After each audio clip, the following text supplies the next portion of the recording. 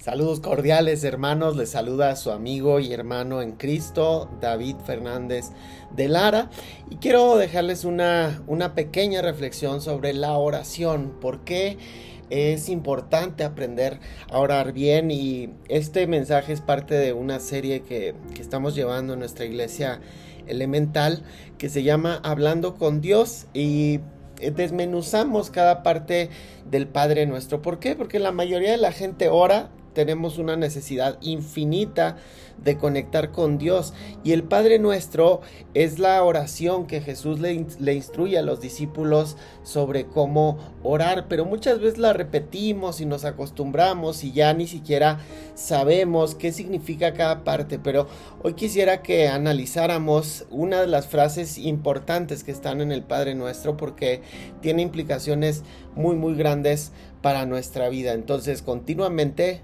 nos debemos de recordar qué significa cada parte del Padre Nuestro. Pero en este mensaje especialmente quiero hablar de la frase: que se haga tu voluntad en la tierra como en el cielo. Y todos sabemos, bueno, que el Padre Nuestro es la oración más repetida a lo largo y ancho del planeta. Probablemente es la más conocida en el mundo occidental. Padre nuestro que estás en los cielos, santificado sea tu nombre, venga tu reino, hágase tu voluntad en la tierra como en el cielo.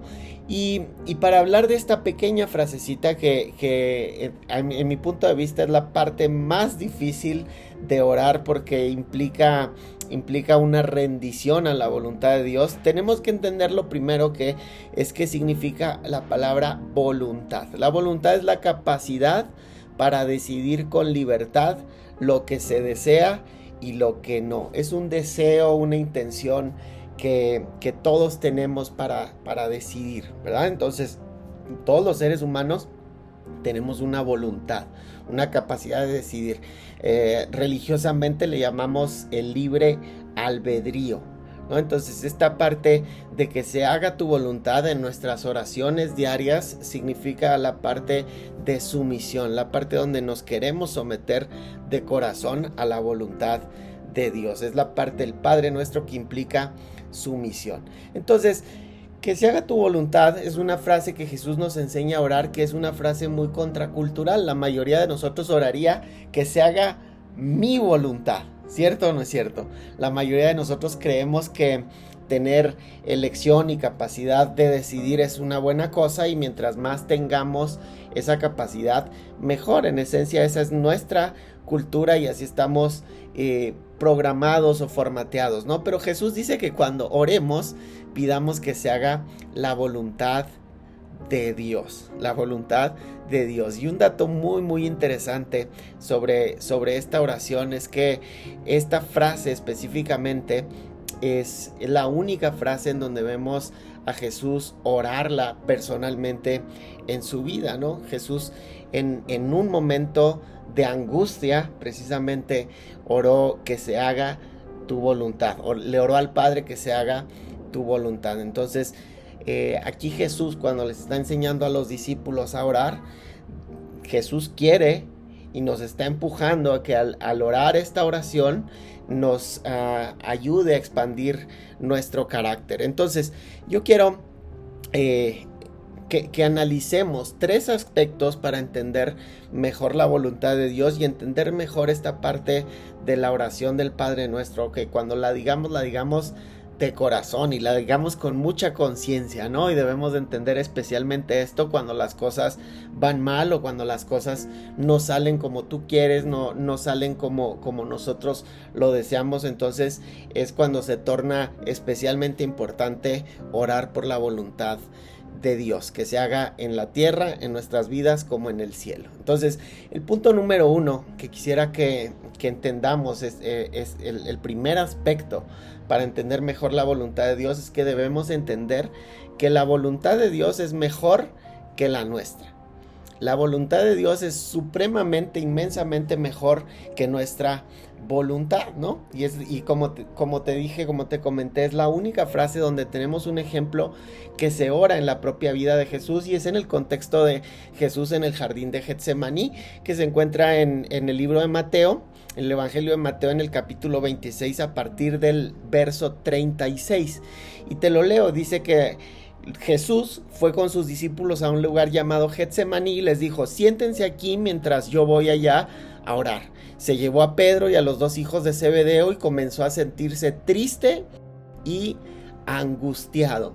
Jesús comenzó a sentirse triste y angustiado, y era una angustia y una tristeza que no venía de cosas superficiales, ¿no? La otra vez yo me sentí triste porque estaba armando un mueble aquí en la casa, entonces quebré una parte, un mueble completamente nuevo, y quebré una parte y me sentí muy triste y sinceramente angustiado también. Pero aquí quiero darte bien el contexto. Jesús se sintió triste y angustiado porque él sabía que iba a morir, pero no triste y angustiado solamente porque iba a morir, iba a enfrentar el sacrificio de la crucifixión, sino porque iba a enfrentar la ira de Dios, iba a beber la copa de la ira de Dios. Entonces ni tú ni yo hemos experimentado ese tipo de angustia. Entonces el verso 38 dice que Jesús dijo: es tal la angustia que me invade que me siento morir. Imagínate ese nivel de angustia que Jesús estaba sintiendo. Luego les dice a los discípulos: quédense aquí, manténganse despiertos conmigo. Yendo un poco más allá, se postró sobre su rostro y oró. Aquí está la parte: Padre mío, si es posible, no me hagas beber de este trago amargo, pero no sea lo que yo quiero, sino lo que quieres tú. Aquí Jesús está rindiendo y está sometiendo su voluntad a la voluntad del Padre. Verso 40 dice: luego volvió a donde estaban sus discípulos y los encontró dormidos. No pudieron mantenerse despiertos conmigo ni una hora, le dijo a Pedro. Verso 41, estén alerta y oren para que no caigan en tentación. El espíritu está dispuesto, pero el cuerpo es débil. Verso 42, por segunda vez se retiró y oró: Padre mío, si no es posible evitar que yo beba este trago amargo, hágase tu voluntad.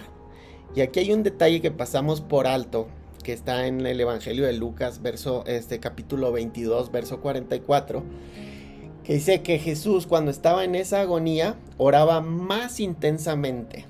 Y aquí tenemos una lección, ¿verdad? Cuando estés tú en agonía, en angustia, ora con intensidad.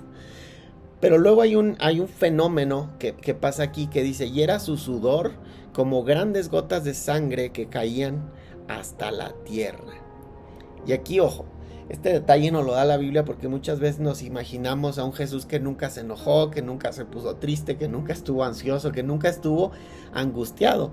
Pero aquí este fenómeno de sudar sangre es una condición extremadamente rara que se llama hematidrosis, que es cuando una persona que está atravesando un estrés físico y mental súper intenso experimenta la ruptura de los pequeños vasitos sanguíneos que se encuentran cerca de las glándulas de sudor. Entonces eso provoca que la sangre se mezcle con el sudor, y aunque es un fenómeno poco común, sí se ha documentado en situaciones de gran angustia o de gran trauma psicológico. Entonces algo aquí comenzó a pasar en la vida de Jesús, en sus emociones, en sus pensamientos, que sintió una agonía, que comenzó a orar al Padre sobre no querer pasar por ese proceso. Porque Jesús no solo iba rumbo a su muerte, sino Jesús iba a enfrentar la ira de Dios. Esta ira de Dios que estaba a punto de descender sobre él, y estaba empezando a experimentar el abandono, el rechazo del Padre y la ausencia del Padre, ¿no? Que es la experiencia del infierno mismo. Tanto que lo angustió al punto de sudar sangre. Y en medio de todo esto, el contexto es bien importante donde Jesús ora esto. En medio de todo esto, Jesús ora al Padre para que se haga la voluntad del Padre y no la de él. Jesús tiene una convicción de que la voluntad de Dios es mucho mejor que la suya, a pesar de estar experimentando gran agonía. ¿Y qué dice en Isaías 55? Dice que los pensamientos de Dios no son los nuestros, ni sus caminos son los nuestros. Dice que sus caminos y sus pensamientos son mucho más altos que los nuestros. Y si te pones, si recuerdas, dice Padre nuestro, la oración del Padre nuestro dice, Padre nuestro que estás en los cielos. Aquí debemos recordar esto, que nuestro Padre está en los cielos. Él tiene una perspectiva mucho mayor de las cosas por las que pasamos, por lo tanto sus caminos son más altos y sus pensamientos son mucho más altos que los nuestros, ¿no? Entonces, ese primer aspecto, debemos entender que la voluntad de Dios es mucho mejor que la nuestra. Y cuando entiendes esto, realmente cuando esto aterriza en tu corazón, entonces puedes encontrar descanso. Aunque estés pasando agonía, angustia, un momento difícil, una situación crítica, puedes entender y descansar en que la voluntad de Dios es mejor que la nuestra. Su noción de las cosas es mejor que la nuestra. Entonces, orar que se haga la voluntad de Dios es entender que Dios sabe mejor que yo. El segundo aspecto para entender esta cuestión de la voluntad de Dios cuando estés orando, cuando recuerdes orar en esta parte de sumisión a su voluntad, es que necesitas hacer tu parte. Número 2, necesito hacer mi parte. Orar que se haga la voluntad de Dios no es solo decirlo, sino también rendir tu propia voluntad, porque acuérdate que dijimos, todos tenemos una voluntad, todos queremos hacer las cosas, todos queremos tener capacidad para decidir, para elegir, etcétera. Entonces, hay un dicho popular muchas veces en el que nos escudamos y cuando las cosas a veces nos salen como nosotros queremos y decimos, bueno, que sea lo que Dios quiera, ¿cierto? Que sea lo que Dios quiera. Yo quiero esto, pero que sea lo que Dios quiera, ¿no? Y muchas veces nos escudamos en eso, pero no hacemos nosotros lo que nos toca hacer a nosotros. Sí, que sea lo que Dios quiera, pero también lo que yo quiero, me toca rendirlo. El ser humano nace con una voluntad, con un libre albedrío, tenemos la capacidad de decidir, podemos tener la capacidad de decidir incluso rebelarnos contra Dios, de desobedecerle, tenemos esa capacidad de decidir. Entonces necesitamos doblegar también nuestra voluntad, necesitamos someterla, ¿verdad? El propósito de la oración es que cada día rindamos nuestra voluntad a la voluntad de Dios. Antes de pedir cualquier cosa que necesitemos, poner nuestro corazón en sintonía con el corazón de Dios. Entonces, el seguidor de Jesús, tú estás llamado a hacer no la voluntad de tu carne ni la de tus pensamientos, sino la de Dios. ¿Qué dice Efesios capítulo 2 verso 3? Dice, en ese tiempo, en el tiempo pasado, todos nosotros vivíamos como ellos, como quienes, como los paganos, como la gente que no conocía a Dios.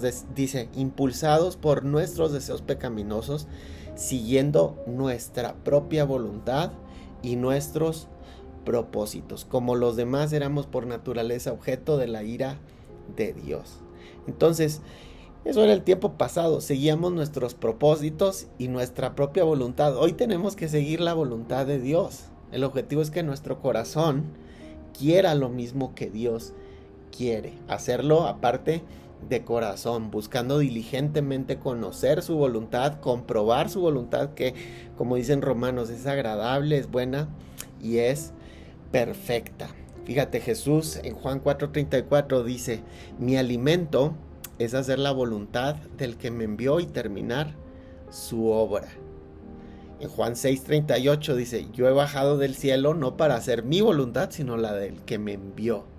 Entonces Jesús es nuestro modelo de obediencia y de integridad. Jesús doblegó su propia voluntad y la sometió, la alineó, la ecualizó con la voluntad del Padre. Y Jesús ora esto en medio de la agonía, de la angustia. Eso nos ayuda a entender qué significa eso para nuestra vida. Si Jesús lo oró, cuando tú ores, entonces piensa en Jesús. No hay forma de entenderlo a menos que entendamos que Jesús mismo lo oró doblegando su voluntad humana. Entonces, el primer aspecto era entender que la voluntad de Dios es diametralmente mayor que la nuestra, mucho mejor, infinitamente mejor que la nuestra. Número 2, necesito hacer yo mi parte de doblegar mi voluntad. Lo que Dios quiere es que no busquemos cosas, sino que lo busquemos a Él, que busquemos su voluntad. Y el tercer aspecto, para entender esta oración, cuando decimos que se haga tu voluntad, es que al hacer la voluntad de Dios vamos a forjar nuestro carácter. Al hacer la voluntad de Dios vas a forjar tu carácter. Y aquí quiero abordar un punto que es muy muy importante, ¿no? Muchas veces nosotros tendemos a obedecer la voluntad de Dios por tres situaciones que son propias de una fe inmadura o de una espiritualidad inmadura. Que la primera es por las apariencias. Muchas veces tendemos a obedecer o hacer la voluntad de Dios para guardar las apariencias. Los fariseos estaban acostumbrados a hacer esto, ¿no? Por eso Jesús los critica de cuando oran en público, en las esquinas, que oran para que la gente los vean, ¿no? Y dice, sí, sin duda ellos ya recibieron su recompensa, que era guardar las apariencias, ¿no? Pero fíjate que dice en Efesios 6:6, dice, no lo hagan solo cuando los estén mirando, como los que quieren ganarse el favor humano, sino como esclavos de Cristo, haciendo de todo corazón la voluntad de Dios. Entonces, una oración con carácter no es hacer la voluntad de Dios para guardar las apariencias, es hacerlo porque nos nace del corazón, ¿verdad?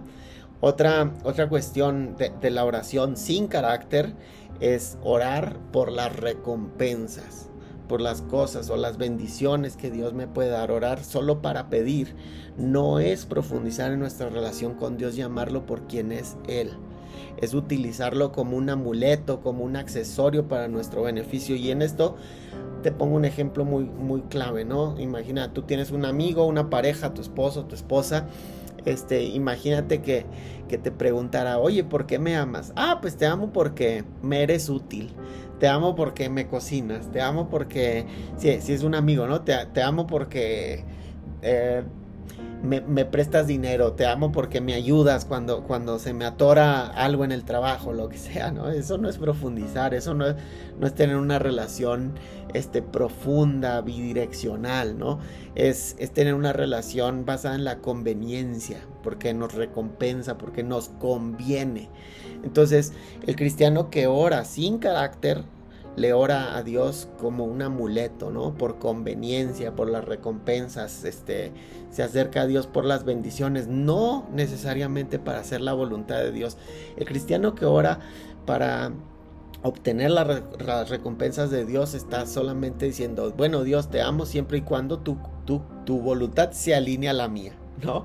Entonces todo lo opuesto que debemos hacer es, Dios, me acerco a ti y mi voluntad la quiero rendir, la quiero doblegar a la tuya. Y otro tercer aspecto sobre la oración sin carácter o la oración equivocada, ¿no? Es orar para evitar las consecuencias. Y a muchos nos pasa esto, ¿no? Es una fe infantil, inmadura, para evitar el castigo, para evitar las consecuencias de nuestros actos. Entonces, todas estas reacciones no son propias del carácter forjado cristiano, ¿no?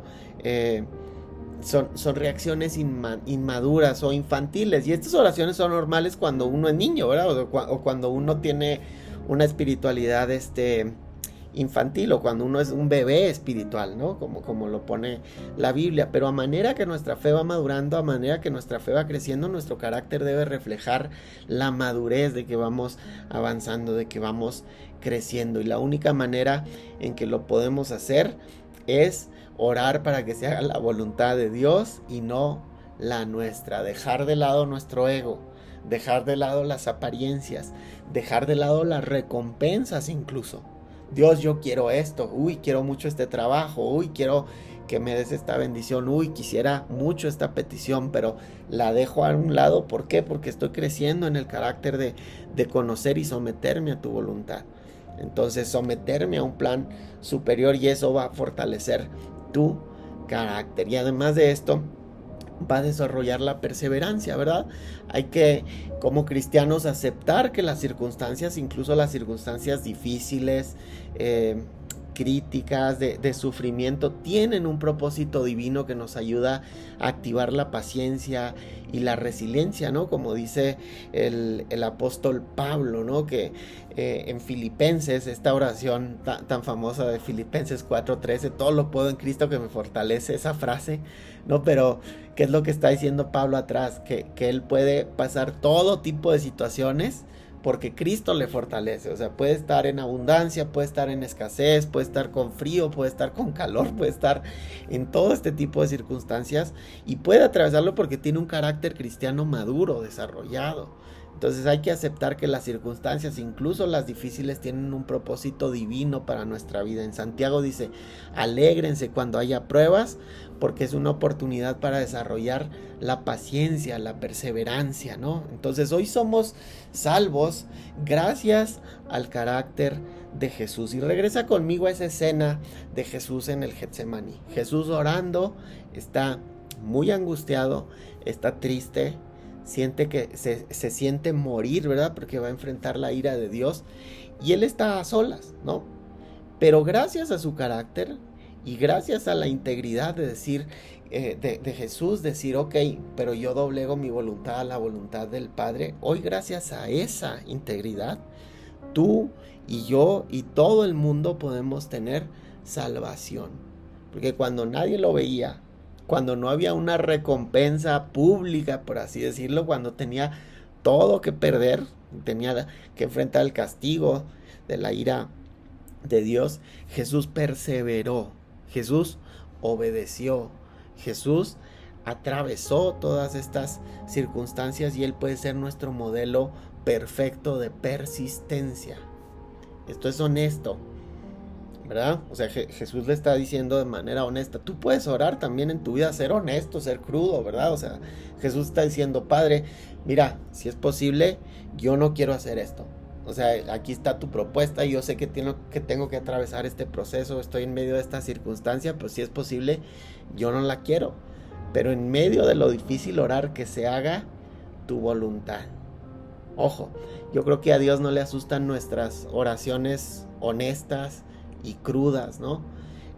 Vemos el ejemplo en la vida de David, en los Salmos, que oraba y gritaba y se quejaba y decía cosas, y eso incluso es emocionalmente saludable para nosotros, ¿verdad? Porque si reprimimos nuestras emociones, pues luego nos podemos enfermar, ¿verdad?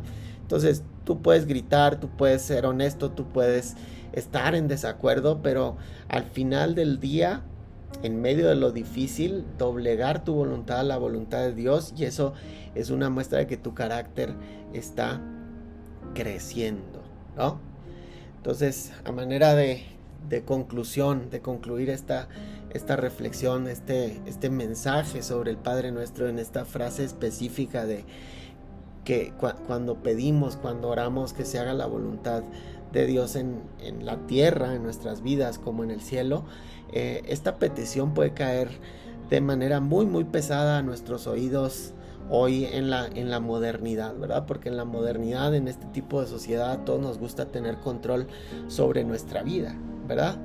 Pero es necesario. Jesús nos enseña a orar de esta forma y a orarlo todos los días, porque todos los días nos levantamos con una voluntad, con una capacidad propia y personal de decidir y de escoger y de elegir y de tener el control sobre nuestra vida, pero a diario debemos de rendir ese control, de doblegar nuestra voluntad a la voluntad de Dios.